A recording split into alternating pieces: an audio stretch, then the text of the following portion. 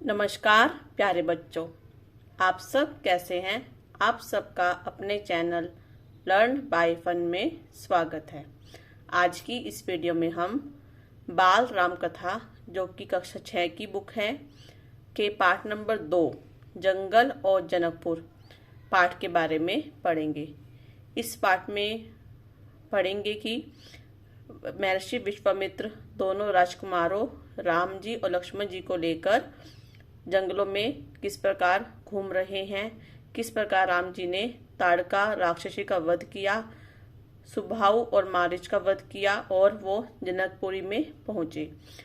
गौतम ऋषि और राजा जनक ने अपनी पुत्री सीता जी का विवाह राम जी के साथ किस प्रकार से किया और उनके विवाह की क्या शर्त रखी हुई थी, और जो राम लक्ष्मण भरत शत्रुघ्न है उनका विवाह किन किन राजकुमारों के साथ हुआ, इस पाठ में हम पढ़ेंगे। चलिए पाठ की शुरुआत करते हैं। राजमहल से निकलकर महर्षि विश्वामित्र सरयू नदी की ओर बढ़े। दोनों राजकुमार साथ थे। उन्हें नदी पार करनी थी। आश्रम पहुंचने के लिए विश्वामित्र ने अयोध्या के निकट नदी पार नहीं की। दूर तक सरयू के किनारे किनारे चलते रहे। दक्षिणी तट पर, उसी तट पर जिस पर अयोध्या नगरी थी। अयोध्या नगरी कौन से तट पर थी? सरयू नदी के दक्षिणी तट पर। वे चलते रहे। नदी के घुमाव के साथ साथ राजमहल पीछे छूटता गया। उसकी आखिरी बस्ती भी निकल गई। चलते चलते तीखा मोड़ आया तो सब कुछ दृष्टि से ओझल हो गया। दृष्टि मतलब नजर, ओझल मतलब गायब। राम और लक्ष्मण ने एक बार भी पीछे मुड़कर नहीं देखा। उनकी नजर सामने थी, महर्षि विश्वामित्र के सधे कदमों की ओर। सूरज की चमक धीमी पड़ने लगी थी। शाम होने को आई। राजकुमारी के चेहरों पर थकान का कोई चिन्ह नहीं था, उत्साह था। वे दिन भर पैदल चले थे और चलने को तैयार थे। महर्षि अचानक रुके। उन्होंने आसमान पर दृष्टि डाली। चिड़ियों के झुंड अपने बसेरे की ओर लौट रहे थे। आसमान मटमैला लाल हो गया था। चरवाहे लौट रहे थे, गायों के पैर से उठती धूल में आधे छिपे हुए। अब इस पाठ में हमें क्या बताया गया है कि जो महर्षि विश्वामित्र है वो दोनों राजकुमारों को लेकर अयोध्या नगरी से जंगल की ओर चल पड़े हैं। और जो रास्ते का मोड़ कैसा था, एक तीखा मोड़ था जहाँ पर सब कुछ एकदम, जो अयोध्या नगरी थी जो उसकी आखिरी बस्ती थी वो भी आंखों से ओझल हो गई थी। और जो समय है वो शाम का समय हो चुका है, सूरज अस्त हो गया है। और जैसे राजकुमार सुबह से चल रहे हैं तो उनके चेहरे पर थकान का कोई नामो निशान नहीं था। अगर उन्हें और चलने के लिए कहा जाए तो वो चलने को तैयार थे। तो भी उन्होंने, जो महर्षि विश्वामित्र है, अचानक दृष्टि ऊपर डाली और देखा कि जो बसेरे हैं, जो चिड़िया हैं, सब अपने घर की ओर लौट रहे हैं और जो गायों के पैर हैं उनसे उड़ती धूल में आधे छिपे हुए। महर्षि विश्वामित्र ने कहा, हम आज रात नदी तट पर ही विश्राम करेंगे। महर्षि ने पीछे मुड़ते हुए कहा। दोनों राजकुमारों के चेहरों के भाव देखते हुए विश्वामित्र हल्का सा मुस्कुराए। राम के निकट आते हुए उन्होंने कहा, राम, मैं तुम दोनों को कुछ विद्याएं सिखाना चाहता हूँ। इन्हें सीखने के बाद कोई तुम पर प्रहार नहीं कर सकेगा, उस समय भी नहीं जब तुम नींद में हो। राम और लक्ष्मण नदी में हाथ मुंह धोकर लौटे। महर्षि के निकट आकर बैठे। विश्वामित्र ने दोनों भाइयों को बला अति बला नाम की विद्याएं सिखाई। यहाँ पे क्वेश्चन बनता है बच्चों, विश्वामित्र ने दोनों भाइयों को कौन सी विद्याएं सिखाई, जिसका नाम है नाम बला अति बला। रात में वे लोग वहीं सोए, तिनकों और पत्तों का बिस्तर बनाकर। नींद आने तक महर्षि उनसे बात करते रहे। सुबह हुई, यात्रा फिर शुरू हुई। मार्ग वही था, सरयू नदी के किनारे करे। ये देखो बच्चों, ये है ताड़का और ये है राम जी जिन्होंने ताड़का का वध किया है। हम पाठ में पढ़ेंगे कि ताड़का कौन थी। चलते चलते वे एक ऐसी जगह पहुंचे जहां दो नदियां आपस में मिलती थी। उस संगम की दूसरी नदी गंगा थी। पहली नदी कौन सी थी? सरयू। दूसरी नदी गंगा। जहां पे दो नदियों का मिलन होता है उसको क्या बोलते हैं? संगम। महर्षि अब भी आगे चल रहे थे, लेकिन एक अंतर आ गया था। राम लक्ष्मण अब दूरी बनाकर नहीं चलते थे, महर्षि के ठीक पीछे थे ताकि उनकी बातें ध्यान से सुन सके। रास्ते में पड़ने वाले आश्रमों के बारे में। जो महर्षि विश्वामित्र वो आगे चल रहे थे, राम और लक्ष्मण बिल्कुल साथ साथ चल रहे थे, ताकि जो बातें विश्वामित्र उन्हें बता रहे हैं उनकी बातों को वो ध्यान से सुन सके। वहां पर पढ़ने वाले आश्रमों के बारे में, लोगों के बारे में, वहां की जीवन शैली के बारे में, वृक्षों और वनस्पतियों के बारे में। वृक्षों वनस्पतियों के संबंध में स्थानीय इतिहास उसमें शामिल होता था। आगे की यात्रा कठिन थी, जंगलों से होकर। उससे पहले उन्हें नदी पार करनी थी। रास्ते में ऐसा करना रात में ऐसा करना महर्षि विश्वामित्र को उचित नहीं लगा, कि उन्हें पता था कि आगे की यात्रा कठिन है और शाम का टाइम हो चुका है, रात होने वाली है। तो उन्हें लगा कि जंगल का रास्ता है और रात को नदी पार करना सेफ नहीं है, तो उन्होंने वहीं पर आराम करना उचित समझा। तीनों लोग वहीं रुक गए, संगम पर बने एक आश्रम में। अगली सुबह उन्होंने नाव से गंगा पार की। नदी पार जंगल था, घना, दुर्गम मतलब जहां पर जाने का रास्ता बहुत कठिन हो। सूरज की किरणें धरती तक नहीं पहुंचती थी। जंगल इतना घना था कि जो सूरज की किरणें वो वहां तक नहीं पहुंच रही थी। इतना घना, वह डरावना भी था। हर ओर से झिंगुरों की आवाज, जानवरों की दहाड़, कर्कश ध्वनियां। राम और लक्ष्मण को आश्वस्त करते हुए महर्षि ने कहा, ये जानवर और वनस्पतियां जंगल की शोभा है, इनसे कोई डर नहीं है। असली खतरा राक्षसी ताड़का से है, वह यहीं रहती है, तुम्हें वह खतरा हमेशा के लिए मिटा देना है। अब महर्षि ने कहा कि तुम्हें इन जंगलों की आवाजों से जानवरों की आवाजों से डरने की जरूरत नहीं है, और ना ही यहाँ की जो कर्कश आवाज है वहां से। ये तो सब जंगल की शोभा है। जो असली खतरा वो किससे है? ताड़का राक्षसी से। ताड़का के डर से कोई उस वन में नहीं आता था। जो भी आता ताड़का उसे मार डालती, अचानक आक्रमण कर देती। उसका डर इतना था कि उस सुंदर वन का नाम ताड़का वन पड़ गया था। यानी कि जो ताड़का वन है उसका पहला नाम क्या था? सुंदर वन, क्योंकि वो बहुत ही सुंदर वन था। घना जंगल था, वनस्पतियां थी, वृक्ष थे, अलग अलग तरह के फूल पत्तियां थी, जानवर थे, तो बहुत ही सुंदर वन था। लेकिन जब से उस वन में ताड़का राक्षसी आई तो उस सुंदर वन का नाम बदल के क्या रख दिया? ताड़का वन। राम ने महर्षि की आज्ञा मान ली, धनुष पर पतंचा चढ़ाई और उसे एक बार खींचकर छोड़ा। इतना ताड़का को क्रोधित करने के लिए बहुत था। टंकार सुनते ही क्रोध से बिलबिलाई ताड़का गरजती हुई राम की ओर दौड़ी। दो बालकों को देखकर उसका क्रोध और भड़क उठा। जंगल में जैसे तूफान आ गया। विशालकाय पेड़ कांप उठे, पत्ते टूटकर इधर उधर उड़ने लगे। धूल का घना बादल छा गया, उसमें कुछ दिखाई नहीं पड़ता था।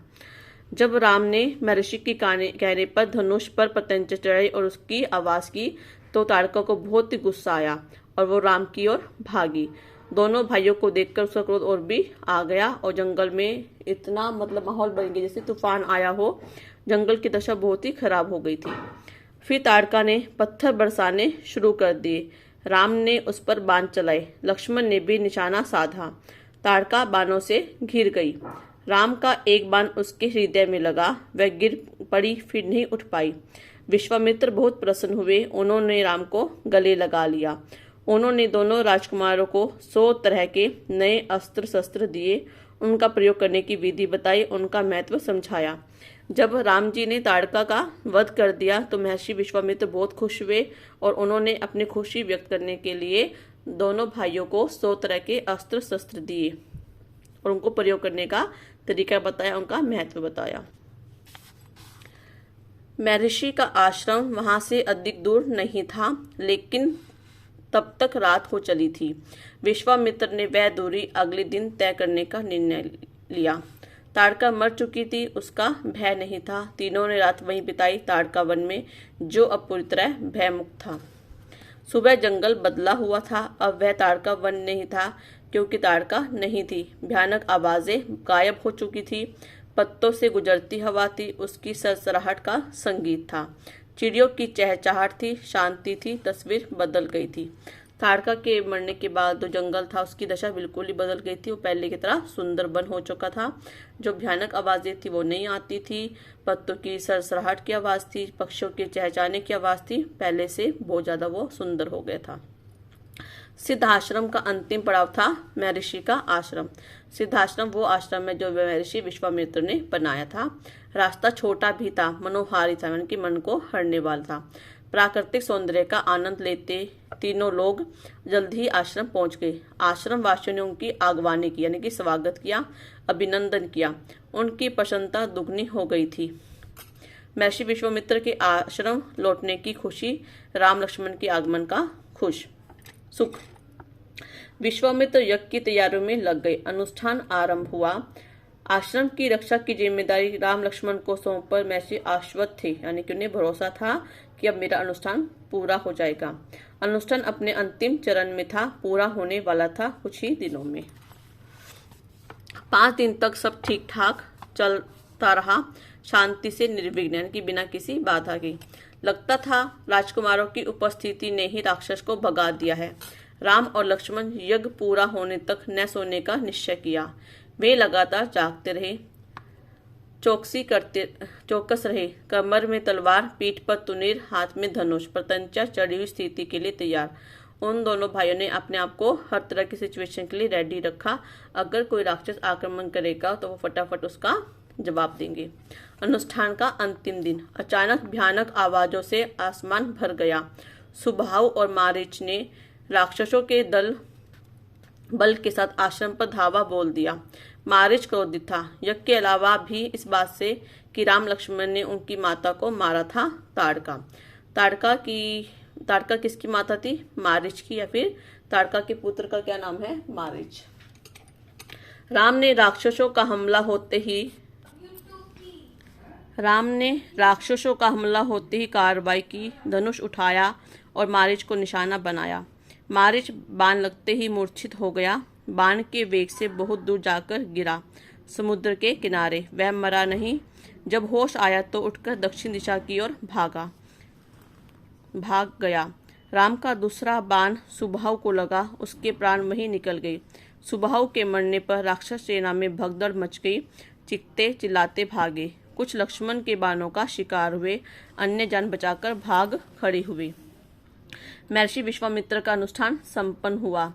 राम ने महर्षि को प्रणाम करते हुए पूछा, अब हमारे लिए क्या आज्ञा है? मुनिवर, महर्षि ने राम को गले लगाया, क्योंकि जिस पर्पस के लिए महर्षि विश्वामित्र ने राजा दशरथ से राम जी को मांगा था वो पूरा हो चुका था।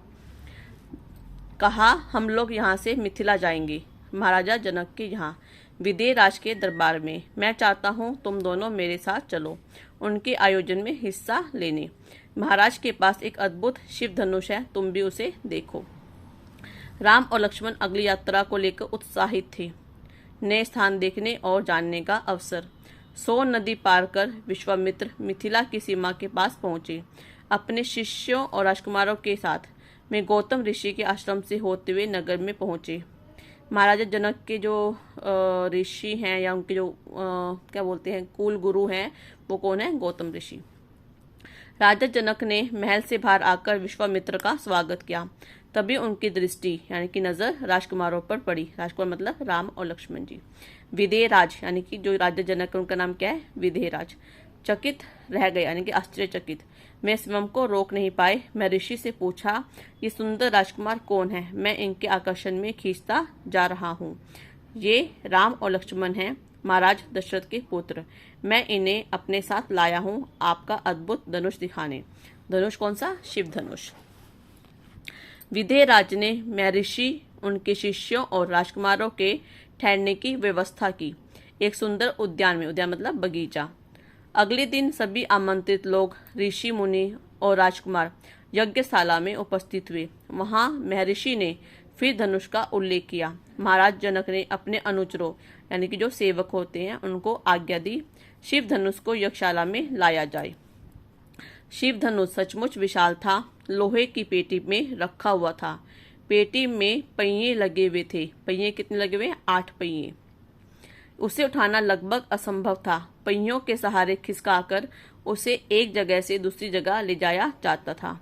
अनुचर मुश्किल से उसे खींचते हुए यज्ञशाला में ले आए। धनुष देखते ही विदेहराज एक पल के लिए उदास हो गई। अब उनके उदासी का कारण क्या है, देखते हैं। उन्होंने कहा, मुनिवर, मैंने प्रतिज्ञा की है अपनी पुत्री सीता के विवाह के संबंध में। जो यह धनुष उठाकर उस पर प्रत्यंचा चढ़ा देगा, उसी के साथ सीता का विवाह होगा। अनेक राजकुमारों ने प्रयास किए और लज्जित हुए, शर्मिंदा हुए।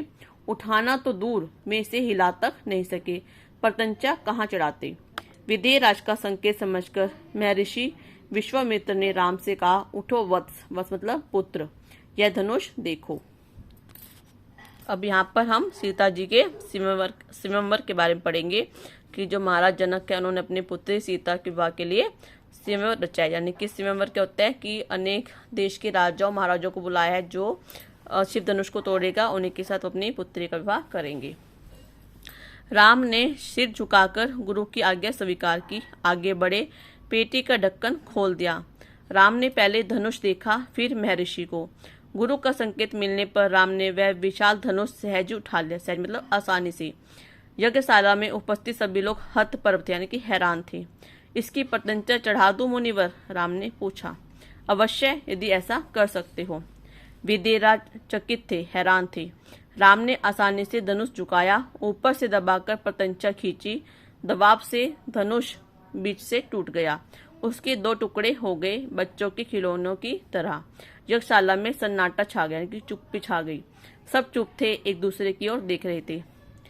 शिव धनुष जो कितना भारी था, जिसको हिलाना बाकी राजाओं के लिए बहुत मुश्किल था, उसे राम जी ने बड़ी आसानी से, जैसे कि बच्चों का खिलौना हो, उतने आसानी से उठा लिया, उसके दो टुकड़े भी कर दिए। सभागार की चुप्पी महाराज जनक ने तोड़ी। उनकी खुशी का ठिकाना न था। उन्हें सीता के लिए योग्य वर मिल गया था। उनकी प्रतिज्ञा पूरी हुई। जनक राज ने कहा, मुनिवर, आपकी अनुमति हो तो मैं महाराज दशरथ के पास संदेश भेजूं? भारत लेकर आने का निमंत्रण। यह शुभ संदेश उन्हें शीघ्र भेजना चाहिए। जो महाराज जनक थे वो बहुत ही खुश थे।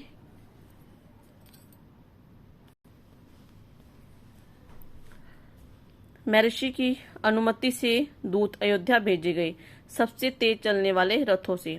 इसी बीच जनकपुर में धूम मच गई। बारात के स्वागत की तैयारियां होने लगी, मगर नगर की प्रसन्नता चरम पर थी। महाराज जनक का संदेश मिलते ही अयोध्या में भी खुशी छा गई। आनन फानन में बारात तैयार हुई। हाथी, घोड़े, रथ, सेना। बारात को मिथिला पहुंचने में 5 दिन लग गई। जनकपुरी जगमगा रही थी। हर मार्ग पर तोरण द्वार, हर जगह फूलों की चादर, यानी कि रास्ते में क्या पूरे फूल बिछा रखे थे, ऐसे लगा था किसी ने फूलों की चादर बिछा दी हो। एक एक कोना सुवासित, हर घर के प्रवेश द्वार पर वंदनवार, एक एक घर से मंगल गीत। मुख्य मार्ग पर दर्शकों की अपार भीड़, खिड़कियों और छज्जों से झांकती महिलाएं। एक नजर राम को देख ले, राम सीता की जोड़ी दिख जाए। विवाह से ठीक पहले विदेह राज ने महाराज दशरथ से कहा, राजन, राम ने मेरी प्रतिज्ञा पूरी कर बड़ी पुत्री सीता को अपना लिया। मेरी इच्छा है कि छोटी पुत्री उर्मिला का विवाह लक्ष्मण से हो जाए। मेरे छोटे भाई कुशध्वज की भी 2 पुत्रियां हैं, मांडवी और श्रुतकृति। कृपया उन्हें भरत और शत्रुघ्न के लिए स्वीकार करें।